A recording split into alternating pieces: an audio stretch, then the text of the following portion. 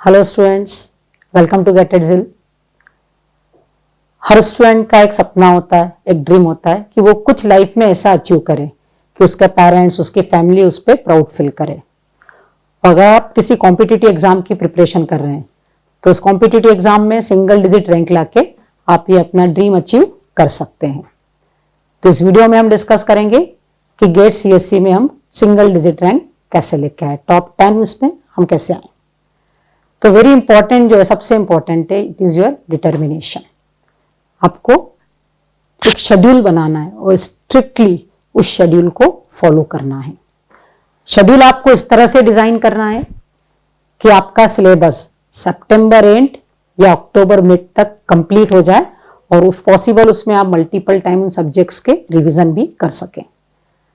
अगर आप इस तरह का शेड्यूल डिजाइन नहीं कर पा रहे या फॉलो नहीं कर पा रहे हो तो गेट इट जिल का जो टेस्ट सीरीज का शेड्यूल है उसको आप फॉलो करेंगे तो आपका सिलेबस टाइम पे कंप्लीट होगा विथ मल्टीपल रिविजन्स।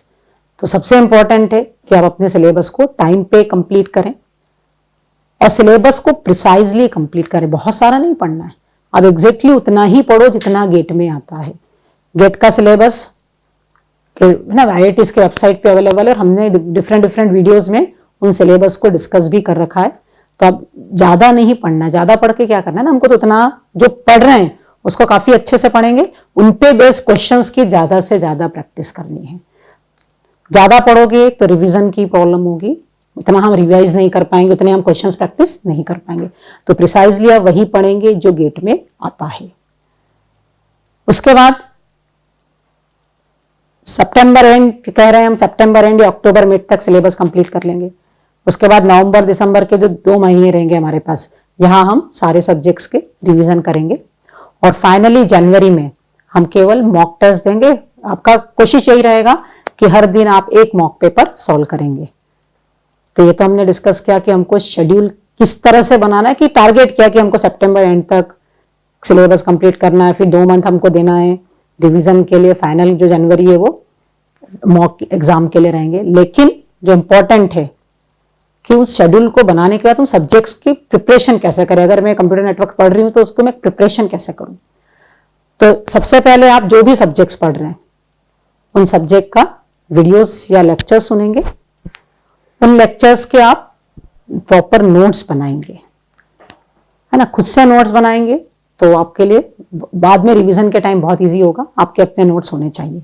तो लेक्चर सुनेंगे, नोट्स बनाएंगे, उसके बाद बुकलेट से आप प्रैक्टिस करेंगे क्वेश्चंस की, कि वो सब्जेक्ट्स आपके उस जो टॉपिक आपने पढ़ा है वो टॉपिक पे आपकी कमांड हुई है या नहीं हुई है। जो मेरा एक्सपीरियंस है, मैंने देखा है कि जो टॉपिक थोड़े डिफिकल्ट होते हैं, बच्चे उसके लिए बहुत सारे डिफरेंट सोर्सेस के वीडियोस देखते हैं, बहुत सारी जगह से देखते हैं। टॉपिक डिफिकल्ट है, आप कोई भी वीडियो देखोगे तो वो वही भी बात आपको बार बार बोलेगा ना, क्योंकि वही कंसेप्ट है उसका, तो सभी वीडियो वही कंसेप्ट बताने वाले हैं। तो बहुत सारे वीडियोस देख के आपको कुछ अचीव नहीं होगा। टॉपिक डिफिकल्ट है तो आप उसके वीडियो जो भी आप फॉलो कर रहे हो उसको, उसी वीडियो को आप 2-3 बार पढ़ो, देखो और उसके बाद उसके ज्यादा से ज्यादा क्वेश्चंस प्रैक्टिस करो।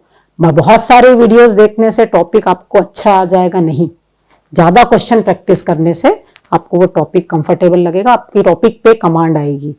ओके, तो बहुत सारे सोर्स से वीडियो देखे, बहुत सारी बुक से पढ़ा, ऐसा नहीं करना है। अच्छा, एक बहुत बड़ा इशू रहता है कि बुक्स फॉलो करें या नहीं करें। तो बुक्स को फॉलो करना है या नहीं करना है ये आपको डिसाइड करना है। वैसे मैं रिकमेंड करती हूँ कि बुक्स फॉलो नहीं करना है। आपको जो वीडियोस देखिए उससे अपने नोट्स बनाइए और उसी नोट्स को पढ़ेंगे। लेकिन लास्ट 2-3 ईयर से MSQ क्वेश्चंस आ रहे हैं ना, मल्टी सिलेक्ट क्वेश्चन, जहां आपको 2 या 3 ऑप्शंस होते हैं और उनकी लैंग्वेज थोड़ी बुकिश होती है। तो अगर आप उन क्वेश्चंस को करने में कंफर्टेबल फील नहीं कर रहे, आपको उन क्वेश्चंस में डिफिकल्टीज आ रही है, उन क्वेश्चंस की लैंग्वेज समझ में नहीं आ रही है, तो आप चाहें तो बुक्स पढ़ सकते हैं। वो भी मैं सारे सब्जेक्ट्स नहीं बोलूंगी, it is computer network, operating system, computer system organisation और DBMS, ये सब्जेक्ट्स है जिनमें से MSQ आते हैं। तो इन सब्जेक्ट्स के लिए आप बुक चाहो तो, पहले मैं फिर भी वही बोल रही कि बुक नहीं करो, पहले आप MSQ सॉल्व करके देखो कि बन रहे हैं या नहीं बन रहे हैं, है ना। कहाँ से सॉल्व करें, तो डेफिनेटली प्रैक्टिस बुकलेट्स आपके पास अवेलेबल है। तो इन प्रैक्टिस बुकलेट से आपको हमने अपने टेस्ट प्रैक्टिस बुकलेट्स में इस तरह के काफी सारे क्वेश्चंस इंक्लूड कर रखे हैं। तो उन प्रैक्टिस बुकलेट्स को आप सॉल्व करें और देखें कि आप MSQ में कंफर्टेबल नहीं है then only follow the book. क्योंकि एमएसक्यू में भी एज इट इज बुक के स्टेटमेंट्स नहीं आते हैं। अगर आपका कंसेप्ट क्लियर है तो वो एमएसक्यू में वही चीजें आती है जो कंसेप्ट बेस्ड होती है, बुक वाइज एकदम स्टेटमेंट नहीं आते हैं। आपके कंसेप्ट क्लियर है तो आप एमएसक्यू भी सॉल्व करने में कैपेबल है। बस प्रॉब्लम होती है कि हम कभी कभी लैंग्वेज समझ नहीं पाते हैं।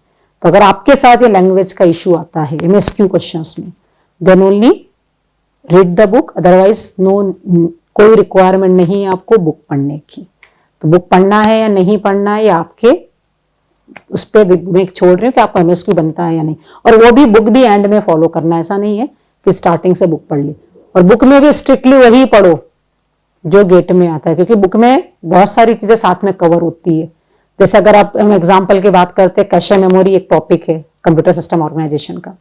कैशे मेमोरी में बुक में जो गेट में कंसेप्ट आता है, उस बुक में उस कंसेप्ट के अलावा प्रैक्टिकली जो मार्केट में जो कमर्शियली अवेलेबल कैशे मेमोरी हो, उसका ऑर्गेनाइजेशन हार्डवेयर उसका क्या, ये भी डिस्कस किया गया है।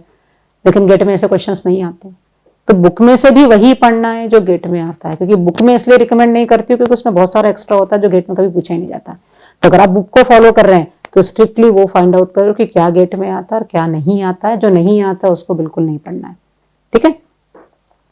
तो चलिए हम डिस्कस कर रहे थे कि प्रिपरेशन कैसे करें। तो मैंने कहा पहले लेक्चर्स पर सुनेंगे, लेक्चर्स पे अपने नोट्स बनाएंगे, नोट्स बनाने के बाद प्रैक्टिस बुकलेट सॉल्व करेंगे। बुकलेट जरूरी सिर्फ नोट्स बना लिया, नोट्स का रिवीजन कर लिया, नोट्स आपको याद भी हो गए, दैट इज नॉट इनफ। क्योंकि आपने जो पढ़ा है उसको आप अप्लाई कर पा रहे हो कि नहीं कर पा रहे हो, दैट इज इंपॉर्टेंट। तो बुकलेट भी आपको रोज सॉल्व करनी है, जो टॉपिक पढ़ा उसके क्वेश्चंस आपको सॉल्व करने ही है।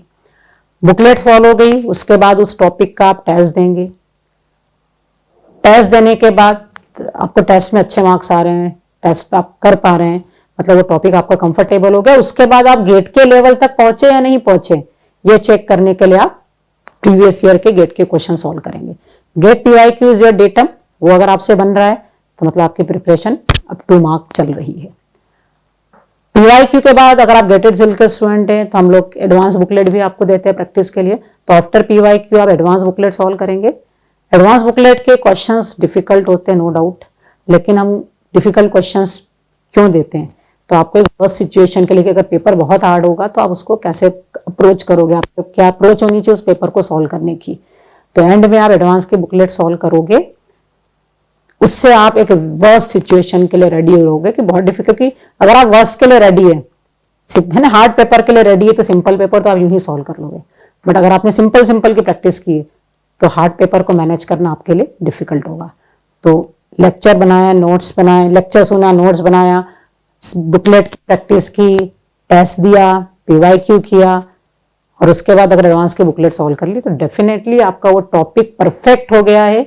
अब उस टॉपिक में किसी भी तरह का क्वेश्चन आए, you are able to solve that topic, solve that question. तो इस तरह से हम एक एक सब्जेक्ट की अप्रोच करेंगे।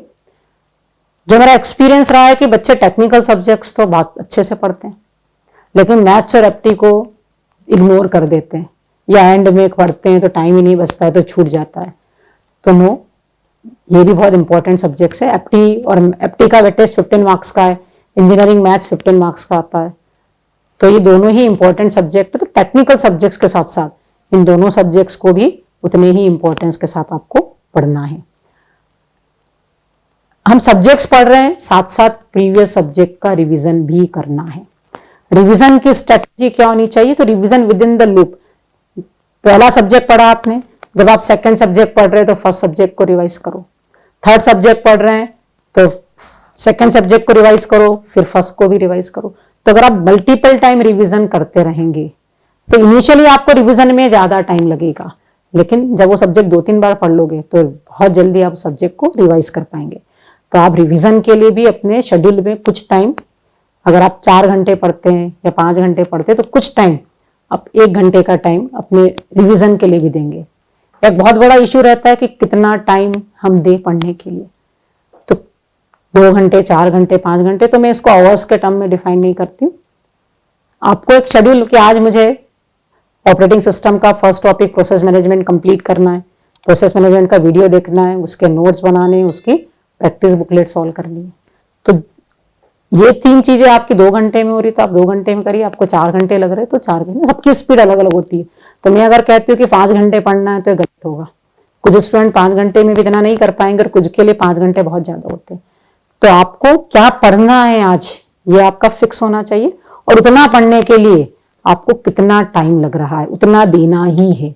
ज्यादा टाइम लग रहा है तो भी ऐसा नहीं कि नहीं अब तो हो गया बहुत, मुझे नहीं, आपको सिंगल डिजिट रैंक लानी है। तो आपका जो एम है कि आज टारगेट है कि आज इतना पढ़ना है, वो आपको अचीव करना ही होगा।